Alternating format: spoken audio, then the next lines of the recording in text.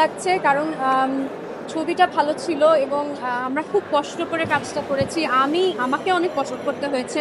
একটা সার্কাসে কাজ করি এরকম একটা মেয়ের চরিত্রে। তো ভালো লাগছে, কষ্টের স্বীকৃতি পেলে তো ভালোই লাগে।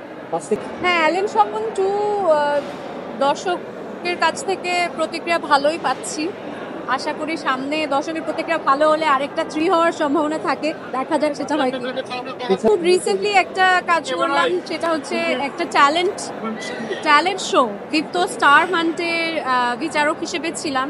সেখানে কিছু নতুন মুখ, নতুন ট্যালেন্ট আমরা পেয়েছি। আর এছাড়া আমার আসলে অনেক বেশি লম্বা সময়ের জন্য কোনো ভবিষ্যৎ পরিকল্পনা থাকে না। সামনে যদি ভালো কাজ হয় সেটা আপনারা সবাই জানতেই পারবেন। আসলে খুব বেশি লং টার্মে ভেবে বেশি স্ট্রেস নিতে চাই না। কারণ এমনিতেই আমার কাজের অনেক প্রেশার থাকে। সবাই জানে আমি একজন উন্নয়ন কর্মী। আমার একটা ফুল টাইম জব আছে। তার পাশাপাশি অভিনয় করি। তো অভিনয় নিয়ে অনেক লম্বা কোনো পরিকল্পনা তাই করতে পারি। আপনারা সবাই জানেন যে আজকে নারী মৈত্রীর যাত্রা হয়েছিল পার্লামেন্টের সামনে মানিক মিয়া এভিনিউতে বিকেল ৩টা থেকে। সেখানেও আমি ছিলাম। আমার সাথে আরো অনেকেই ছিল যারা আসলে খুব স্বাভাবিকভাবেই নারীর সমতা এবং নারীর অধিকারগুলোকে প্রতিষ্ঠা করতে চায়।